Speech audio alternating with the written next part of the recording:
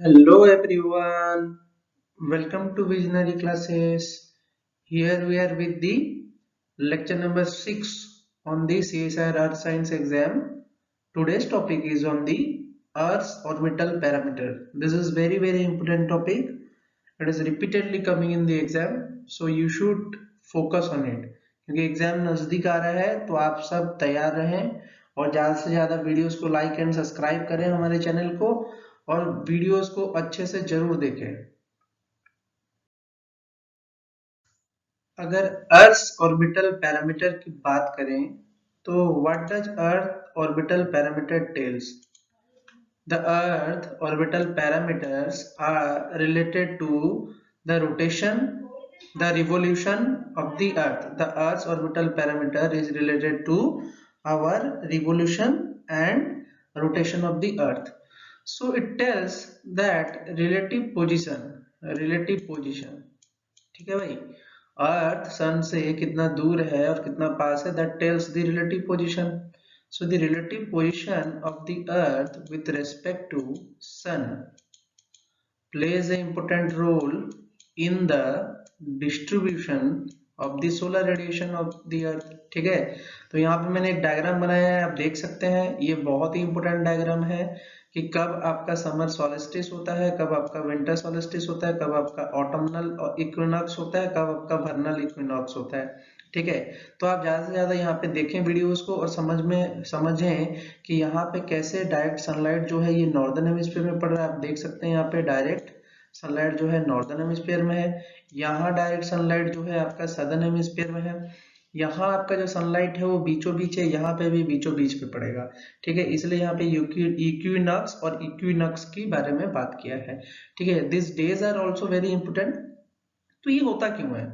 ठीक है, अर्थ की रोटेशन की वजह से वो अपना जो क्या बोले सन के तरफ वाले साइड, ठीक है, सन की तरफ वाली जो साइड होती है उसको वो फोकस करता है. ठीक है, मतलब अगर आप अर्थ रोटेट कर रहा है और जिस तरफ पे सन है वो चेंज होता रहता है पूरे सालों भर. ठीक है, इस वजह से क्या होता है कि ये जो solar distribution of the earth होता है, सोलर रेडिएशन का डिस्ट्रीब्यूशन जो कि अर्थ में होता है वो चेंज होता रहता है. ठीक है, due to this change the seasons of our what earth happens. ठीक है, तो बात करते हैं, वो बोलता है कि the natural variation in the earth orbit impact the planet climate. So the natural variation in the earth orbit definitely impact the planets climate. आज हम देख रहे हैं कि यहाँ पे कभी नॉर्दर्न हेमिस्फीयर में समर है तो कभी सदर्न हेमिस्फीयर में समर है, and appears to shade the conditions for the cooler and the warmer periods of the glacial and interglacial stages. ठीक है, कभी यहाँ पे बहुत ज्यादा बर्फबारी होगी तो कभी यहाँ पे मेल्टिंग ज्यादा होगा, तो बर्फबारी जब होगी तब वहां पे ग्लेशियल पीरियड्स आ जाएंगे और नहीं होगी जब तब इंटरग्लेशियल कंडीशंस पैदा हो जाएंगे. ठीक है, तो यहाँ पे तीन ऐसे डोमिनेंट ऑर्बिटल पैरामीटर्स हैं जिनकी हम बात करेंगे. First one is the eccentricity. ठीक है, कि अर्थ की एक्सिस वाली जो काम है, मतलब ये जो एक्सिस में वो मूव कर रहा है, साथ ही साथ जो ऑर्बिट में वो चक्कर काट रहा है, उस चीज की बात करेंगे यहाँ पे. ठीक है, दूसरा आता है एक्सियल टिल्ट. ठीक है, एक्सियल टिल्ट की अगर हम बात करें, ये होता है एक्सियल टिल्ट भाई. ये अगर अर्थ की एक्सिस है तो ये कितना टिल्ट होके सन की तरफ मुड़ा हुआ है, इसकी भी देखेंगे. ठीक है बात.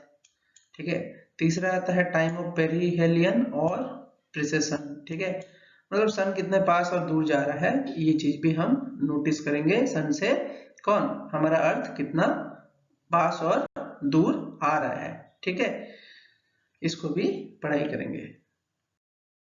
नेक्स्ट में बात करते हैं तो वो बोलता है कि इन 1920 मिल्टन मिलानकोविच नाम के साइंटिस्ट थे जिन्होंने थ्योरीज दी थी. किस चीज पे? चेंजेस इन क्लाइमेट पे during the cycles of glacial and interglacial period were initiated by both the amount and the radiation received from the sun.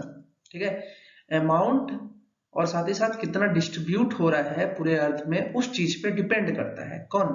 Changes in climate. इस कंसेप्ट को किसने दिया था? मिलानकोविच ने. तो उन्होंने इस साइकिल्स को मिलानकोविच साइकिल का नाम दिया है.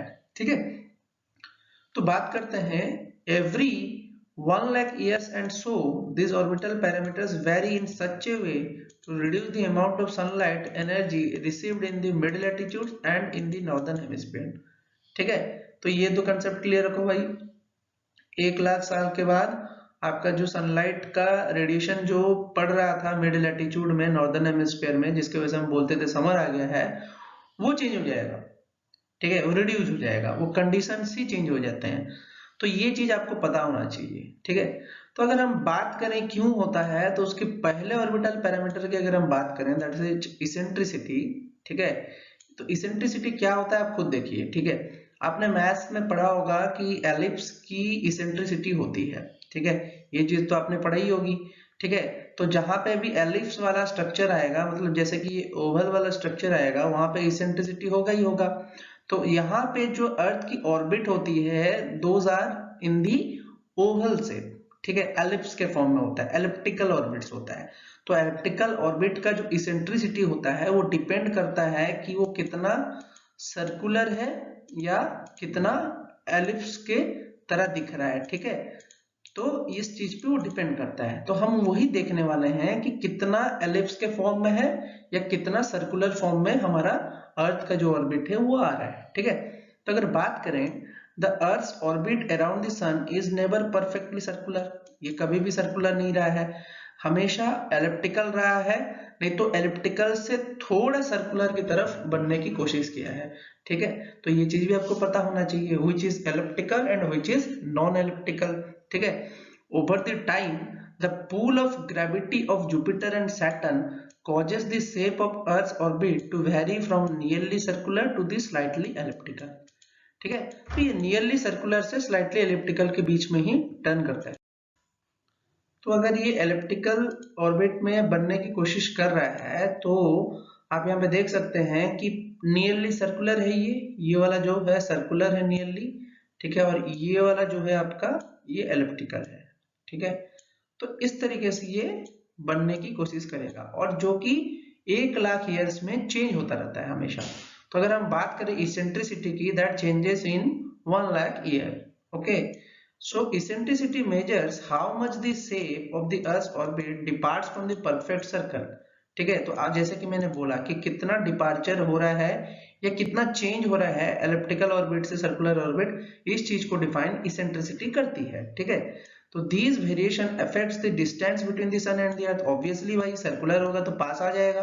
Current earth is in the least elliptical, ये लीस्ट एलिप्टिकल फॉर्म में है, तभी तो इतना हॉटनेस, इतना गर्मी पैदा हो रहा है। जबकि लीस्ट एलिप्टिकल होगा तभी ना वो गर्मी, इतना ग्लोबल वार्मिंग वाला कंसेप्ट आएगा जितना। तो ये भी समझो कि इसेंट्रिसिटी पर डिपेंड करता है, this happens. Okay, and it decrease slowly in the span of 1 lakh years. ठीक है, तो ये चीज आपको कंप्लीट क्लियर हुआ कि अगर सर्कुलर ऑर्बिट होगा तो आपका क्या होगा, वार्मिंग कंडीशंस पैदा होगा, और अगर एलिप्टिकल ऑर्बिट होगा तो थोड़ा सन से दूर होगा, पिचका हुआ होगा, तो पूरा थोड़ा मतलब थोड़ा ठंडा, थोड़ा क्लाइमेट में चेंजेस आएंगे। ठीक है, तो इस तरीके से चेंजेस आने की पॉसिबिलिटी रहती है। तो eccentricity is very important concept, you should know कि कैसे इसेंट्रिसिटी वेरी करता है। Although exam point of view you have to learn all the concepts because CSIR usually ask the concepts. Okay, अगर बात करें नेक्स्ट ऑर्बिटल पैरामीटर की, जो कि है ऑब्लिक्यूटी, तो ऑब्लिक्यूटी का अर्थ क्या होता है भाई, सिंपली टिल्ट। टिल्ट होता है, टिल्ट। ठीक है, तो टिल्ट में क्या होता है आपका, ये मूवमेंट करता है 22.1 से लेके 24.5 डिग्री के बीच में, ये टिल्टिंग होती है। ठीक है, ये आपको कंप्लीट क्लियर होना चाहिए कि इतनी टिल्टिंग होती है। अगर बात करें angle, Earth's axis rotation is tilted as it travels around the sun is known as obliquity। ठीक है, ऑब्लिक्यूटी का अर्थ क्या हो रहा है फिर यहाँ पे कि जब अर्थ सन के चारों तरफ रिवॉल्व करता है तो उसकी टिल्टिंग कभी अंदर की तरफ होती है एक्सिस ऑफ प्लेन की तरफ, नहीं तो कभी दूर हो जाती है एक्सिस ऑफ प्लेन की तरफ। ठीक है, अगर बात करें एक्सिस ऑफ प्लेन की, आप देख सकते हो यहाँ पे जो परपेंडिकुलर लाइन खींचा हुआ है हमारा relative to orbital plane, that is showing here। You can see how Earth is moving and tilting, slightly going down up down up down up, ठीक है। तो ये अपना पोजीशन चेंजेस करता रहता है in the span of what 4100 years of cycle, ठीक है। इतने साइकिल में कभी ये 22.1 पे पहुंचेगा, नहीं तो 24.5 पे पहुंचेगा, ठीक है। तो ये आपको पता होना चाहिए, varies between 22.1 to 22.4 degree perpendicular to the earth orbital plane, ठीक है। तो इसकी वजह से भी चेंजेस होगा। अगर लार्जर टिल्ट हो जाएगा, ज्यादा ही टिल्ट हो जाएगा तो डीग्लेशिएशन होगा भाई। ज्यादा अगर हो जाएगा तो डीग्लेशिएशन होगा, अगर ज्यादा झुक जाएगा 22.1 की तरफ आ जाएगा तो ये जो इलाका है ये एक्सपोज हो जाएगा, क्योंकि सन की रेडिएशंस तो ऐसी पड़ती है भाई। अगर अर्थ टिल्टेड है तो यहाँ पे आपका आर्टिक है ना, आर्टिक और एंटार्क्टिक इधर है, तो अर्थ की रेडिएशंस तो यहाँ पे पहुंच नहीं पाती थी। अगर लेकिन अगर ये टिल्टिंग थोड़ा सीधा हो जाएगा, अगर ये टिल्टिंग सीधा हो जाएगा तो डायरेक्ट सोलर का रेडिएशन पड़ेगा, तो यहाँ पे आर्टिक आ जाएगा, तो यहाँ पे गर्मी फिर पैदा होना स्टार्ट हो जाएगी। तो लार्जर टिल्टिंग जो होता है वो डीग्लेशिएशन को फेवर करता है। तो it also leads to changes in the seasonal effect of the landscape, okay. So ये आपको पता होना चाहिए, ठीक है, क्या चेंजेस कैसे आ रहा है। So it is also a very important parameter of Milankovitch cycle. Next हमारे ऑर्बिटल पैरामीटर की अगर हम बात करें तो वो है एक्सियल प्रिसेशन, ठीक है। तो भाई एक्सियल प्रिसिशन देख लो, बढ़िया से समझाया है यहाँ पे, देखो डायग्राम देख लो एक्सियल प्रिसिशन का कैसा है, लट्टू स्पिनिंग टॉप, ठीक है, स्पिनिंग टॉप की तरह मूव कर रहा है, दिख रहा है यहाँ पे, देखो स्पिनिंग टॉप की तरह मूव कर रहा है कि नहीं, रोटेट कर रहा है, स्पिनिंग टॉप की तरह मूव कर रहा है। तो भाई इसी तरीके से मूव करता है अर्थ जो है, इसी तरीके से स्पिनिंग टॉप की तरह लट्टू की तरह इधर उधर होता रहता है, ठीक है। तो वो बोलता है कि as earth rotates it wobbles slightly upon its axis, ठीक है, बहुत कम करता है लेकिन करता जरूर है, ऐसे स्पिनिंग टॉप की तरह मूव करता है। तो इसकी वजह से क्या होता है, this is due to the tidal force generated by the gravitational impact of sun and moon, ठीक है। सन और मून के ग्रेविटेशनल इंपैक्ट की वजह से जो टाइडल फोर्सेस हैं वो इस तरीके से इसको करवाते हैं, ठीक है, ये भी बात है, ठीक है। अगर सन एंड मून का इफेक्ट आएगा टाइडल फोर्स पे तो टाइड्स क्या होंगे, बल्जिंग आउट करेंगे, तो बल्जिंग आउट होती है और अर्थ का एक हिस्सा जो होता है वो अट्रैक्ट होता है सन और मून की तरफ, ठीक है। तो भाई ये स्पिनिंग टॉप का जो ट्रेंड है, ठीक है, the trend in the direction of this wobble relative to fixed position in the axial precession, ठीक है, इसको हम क्या बोलते हैं, यही एक्सियल प्रिसिशन वाला चीज, ठीक है। तो ये ट्रेंड जो है ये चेंज होता रहता है, दिस ट्रेंड यूजुअली जो होता है वो चेंज होता है। आपका देखो अगर फिक्स्ड पोजीशन की बात करें तो ये पर्टिकुलर एक्सिस है, लेकिन ये रोटेट कर रहा है, ठीक है, बार बार रोटेट कर रहा है। आप देख सकते हो ये जो ब्लू कलर की लाइन है यहाँ पे आपको दिख रही होगी,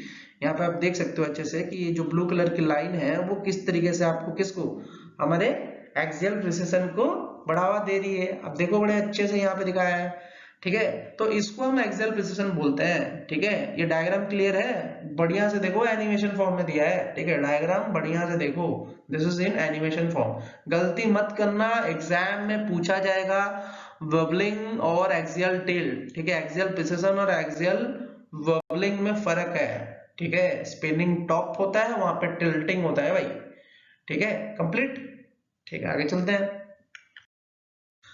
बात करें एक्सियल प्रिसिशन की वजह से क्या क्या होती है, ठीक है।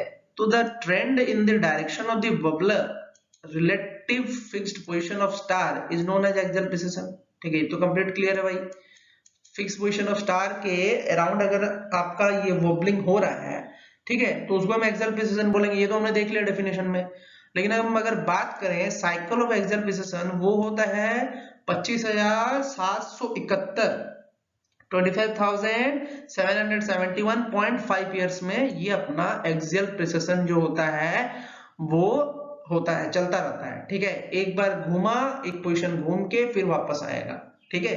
तो एक्सियल प्रिसिशन इतने साइकिल्स में घूमता है, ठीक है। तो axial precision led to more seasonal contrast, ठीक है, सीजन में ज्यादातर कॉन्ट्रास्टिंग फीचर्स दिखाते हैं with more extreme in one hemisphere and less extreme in other hemisphere, ठीक है, ये चलता है। तो करंटली जो है, करंटली हम लोग पेरीहेलियन स्टेजेस पे हैं, ठीक है।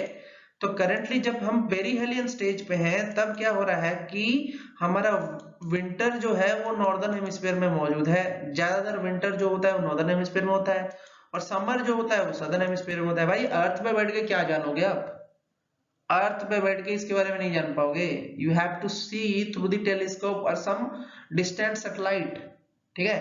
तो इस सैटेलाइट की मॉनिटरिंग ही अच्छे तरीके से बता सकती हैं कि आपका जो एक्सियल प्रिसेशन है वो इस समय किधर है, ठीक है। तो अभी जो चल रहा है now trend, the trend is now towards the northern hemisphere is winter and summer जो है that is in the southern hemisphere, okay. So this will makes the southern hemisphere hotter, ठीक है। इनके समर जो होंगे वो काफी ज्यादा गर्म होंगे, and moderate in the northern hemisphere, moderate in the northern hemisphere, तो समर जो नॉर्दर्न हेमिस्फीयर में होगा वो काफी मॉडरेट होगा। तो this kind of seasonal variation occurs, ठीक है। बट ये भी फ्लिप मारता है भाई, बड़े ही अच्छे से फ्लिप मार देता है। 13,000 ईयर्स के बाद एक्सियल प्रिसिशन जो होता है वो चेंज हो जाता है, ठीक है। ये एक्सियल प्रिसिशन जो होता है ये अचानक से चेंज हो जाता है 13,000 साल बाद, ठीक है। कि वहां पे फिर आपका सदर्न हेमिस्फीयर में विंटर आ जाएगा और नॉर्दर्न हेमिस्फीयर में आपका समर का एक्सपोजर हो जाएगा। तो ये वॉबलिंग क्यों ऐसा होता है, अगर बात करें वॉबलिंग ऐसा क्यों हो रहा है, ठीक है। भाई एक्सियल प्रिसिशन, एक्सियल की चेंजिंग भी हो सकती है, कुछ भी हो सकता है, ठीक है। एक्सियल का चेंज, ठीक है। अगर हम बात करें अर्थ और हमारा सन का जो इंटरेक्शन है वो चेंज हो जाएगा, ठीक है। मतलब सदर्न हेमिस्फीयर ज्यादा एक्सपोज्ड है इस समय में, अगर बात करें तो, ठीक है। ज्यादातर सदर्न हेमिस्फीयर इस समय में एक्सपोज्ड है, लेकिन उस समय में फिर क्या होगा, वोबल होके और एक्सियल टिल्ट होके क्या होगा आपका, उस समय में फिर कौन आ जाएगा, आपका नॉर्दर्न हेमिस्फीयर आ जाएगा। तो नॉर्दर्न हेमिस्फीयर में फिर विंटर हो जाएगा। तो थोड़ा देख लो भाई फीचर को, अगर इस समय में इस तरीके से बबलिंग हो रहा है, ठीक है, तो सदर्न हेमिस्फीयर एक्सपोज्ड है। अगर उस समय की बात करें तो भाई इस ऐसे हो जाएगा तो नॉर्दर्न हेमिस्फीयर एक्सपोज्ड हो जाएगा, ठीक है। ऐसा हो जाएगा तो नॉर्दर्न हेमिस्फीयर एक्सपोज्ड हो जाएगा। तो वो डिपेंड करता है कि किस तरीके से अभी रोटेट कर रहा है और किस तरीके से उस समय रोटेट करेगा। तो ये वॉबलिंग ही है जो कि अर्थ को इधर से उधर और इधर से उधर करती है, ठीक है। मतलब कभी सदर्न हेमिस्फीयर को एक्सपोज कर देगी, कभी नॉर्दर्न हेमिस्फीयर को एक्सपोज कर देगी। तो ये कंप्लीट क्लियर है। बस आपको यहाँ पे इनका डेफिनेशन जानना है और अभी किस स्टेज पे हो, बस इस चीज को समझना है, और साथ ही साथ कितने सालों में चेंजेस हो रहा है। This is very very important in the Milankovitch cycle. तो भाई अच्छे से रीड कर लो, ठीक है। नेक्स्ट चीज की अगर हम बात करें, in this diagram we are showing how our all these stuffs are changing, ठीक है। यहाँ पे कंप्लीट क्लियर पिक्चर दिखा रहे हैं आपको, ठीक है। तो ये कंप्लीट क्लियर पिक्चर देखो यहाँ पे और समझो भाई क्या दिखा रहा है यहाँ पे, कि आपका जो आपका क्या है यहाँ पे, अगर बात करें क्या हुआ, इसेंट्रिसिटी, ठीक है, कितने साल, 1,00,000 ईयर्स में एलिप्टिकल ऑर्बिट से सर्कुलर ऑर्बिट वाला चेंजेस को समझा रहा है, ठीक है। देख सकते हो सीजन में कैसे चेंजेस आएगा, पहले डिक्रीज करेगा फिर इंक्रीज करेगा इसेंट्रिसिटी, ठीक है। फिर आता है टिल्ट जो कि 40,000 मतलब 41 लगा लो, 41 ही लगा लो, ठीक है, 41, ठीक है। उसमें क्या हो रहा है, टिल्टिंग में कभी स्ट्रेट हो जाता है कभी तिरछा हो जाता है, ठीक है, कौन हमारा टिल्टिंग जो है। फिर आता है टाइम ऑफ पेरीहेलियन और एपीहेलियन, ठीक है। तो टाइम ऑफ पेरीहेलियन में क्या होता है कि कभी नॉर्दर्न हेमिस्फीयर एक्सपोज्ड है कभी सदर्न हेमिस्फीयर एक्सपोज्ड है, ठीक है। तो इतना भाई कंप्लीटली याद रख लो, बहुत इजी है। ये डायग्राम आपको सब कुछ समझा देगा, एक डायग्राम में आप अच्छे से समझ लो।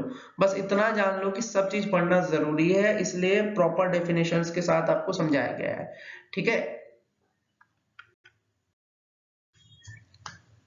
तो आई होप कि आपको ये लेक्चर बड़े अच्छे से समझ में आया होगा। अगर आपका कोई भी डाउट है, कोई भी डाउट है, ठीक है, कोई भी डाउट है तो आप जरूर कमेंट बॉक्स पे लिखे और उसका आंसर हम आपको जरूर देंगे, ठीक है। साथ ही साथ ये दोनों प्लेलिस्ट जरूर देख लें क्योंकि सीएसआर एग्जाम बहुत नजदीक है, तो आपको ये सब देखना बहुत जरूरी है। चैनल को सब्सक्राइब शेयर एंड लाइक करना ना भूलें। I hope have a nice day.